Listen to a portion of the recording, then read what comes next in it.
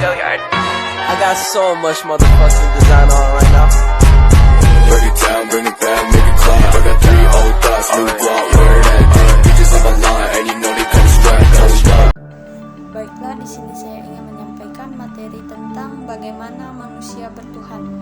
Yang pertama yaitu konsep spiritualitas landasan kebertuhanan. Spiritualitas adalah kepercayaan akan adanya kekuatan non-fisik yang lebih besar daripada kekuatan diri kita. Suatu kesadaran yang menghubungkan kita langsung kepada Tuhan atau suatu unsur yang kita namakan sebagai sumber keberadaan kita. Tuhan menetapkan roh ke dalam diri manusia. Dengan adanya roh, manusia mampu merasakan dan meyakini keberadaan Tuhan dan kehadirannya dalam setiap fenomena di alam semesta. Nasib manusia turut ditentukan karakternya, sedangkan karakter ditentukan oleh budaya. Budaya ditentukan oleh kebiasaan, kebiasaan ditentukan oleh sikap, dan akhirnya sikap dipengaruhi oleh paradigma. Materi selanjutnya yaitu alasan manusia memerlukan spiritualitas. Ada 6 alasan mengapa kita membutuhkan spiritualitas untuk tetap mampu mengerjakan panggilan hidup di dunia ini. Yang pertama, karena manusia adalah makhluk ciptaan yang terbatas namun memiliki kebebasan untuk memilih. Yang kedua, untuk menjaga integritas diri kita di tengah realita dunia yang panah dan tak menentu. Yang ketiga, untuk mengembangkan hati nurani yang takut akan Tuhan. Yang keempat, untuk mengendalikan dorongan ego dan dalam diri kita. Yang kelima, menyadarkan bahwa panggilan hidup kita adalah anugerah pemberian dari Tuhan. Yang keenam, sarana untuk melatih kepekaan diri kita dalam mengenal makna kenyataan hidup. Selanjutnya, bagaimana Tuhan dirasakan atau perspektif psikologis. Manusia secara alami dapat merasakan hal gaib karena rohlah yang membuat manusia dapat mengenal, merasakan, dan meyakini Tuhan dan kehadirannya.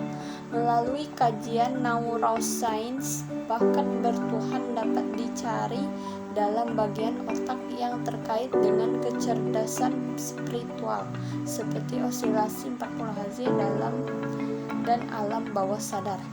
Menurut Andrew Neubrecht dan Mark Waldam, manusia dilahirkan tidak membawa kepercayaan khusus kepada Tuhan. Sistem kepercayaan dibangun oleh gagasan yang diajarkan secara intens sehingga bertanam secara neurologis di dalam memori dan akhirnya dapat mempengaruhi perilaku dan pemikiran. Materi selanjutnya yaitu bagaimana Tuhan disembah. Manusia adalah makhluk yang lemah sehingga mencari pertolongan kepada kekuatan spiritual. Menurut ilmuwan sosiologis, kebertuhanan dimulai dari beberapa tahap, yaitu diantaranya yang pertama animisme, percaya bahwa semua benda memiliki roh yang dapat memberi pertolongan.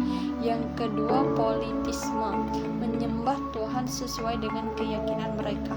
Yang ketiga, monoteisme, mulai memiliki konsep tentang Tuhan atau dewa yang esa. Masyarakat primitif dalam segala hal selalu mengkaitkan Tuhan di dalamnya.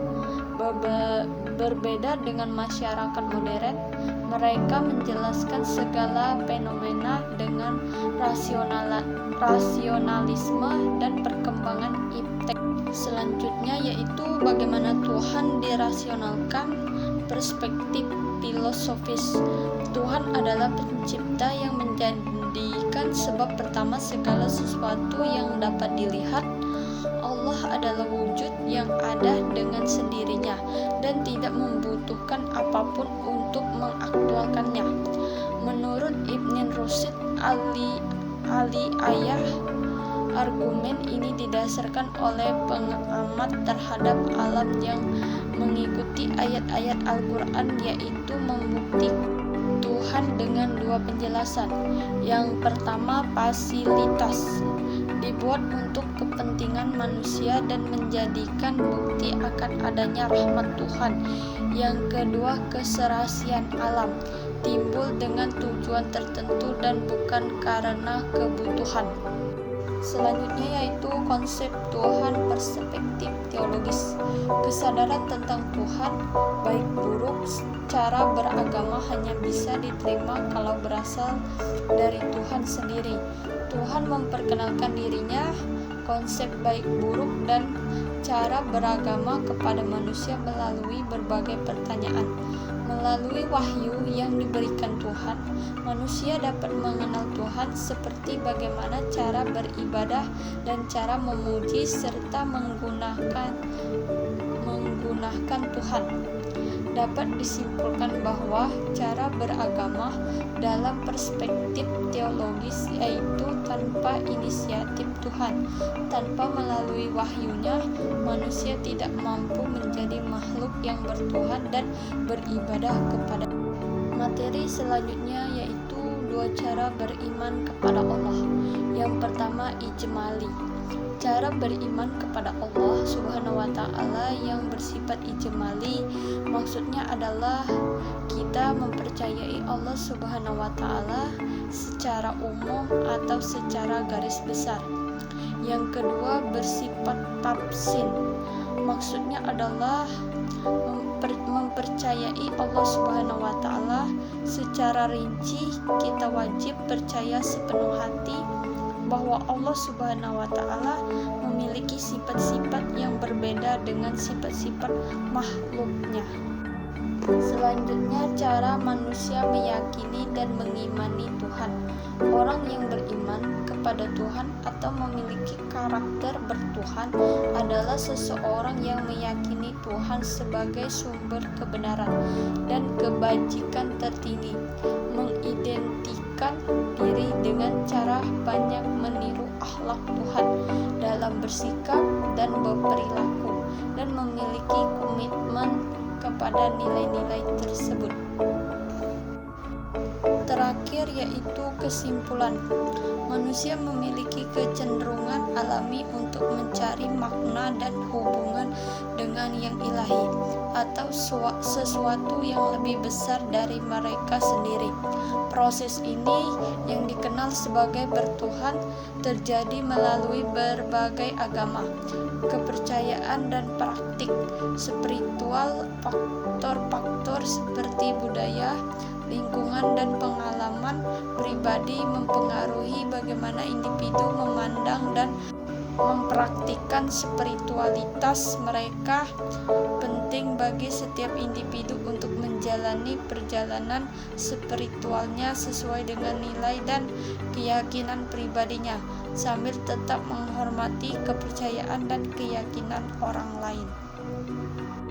Mungkin itu saja materi yang bisa saya sampaikan. Bila ada kata yang salah ataupun kurang tepat, saya mohon maaf. Saya akhiri. Wassalamualaikum warahmatullahi wabarakatuh. Terima kasih.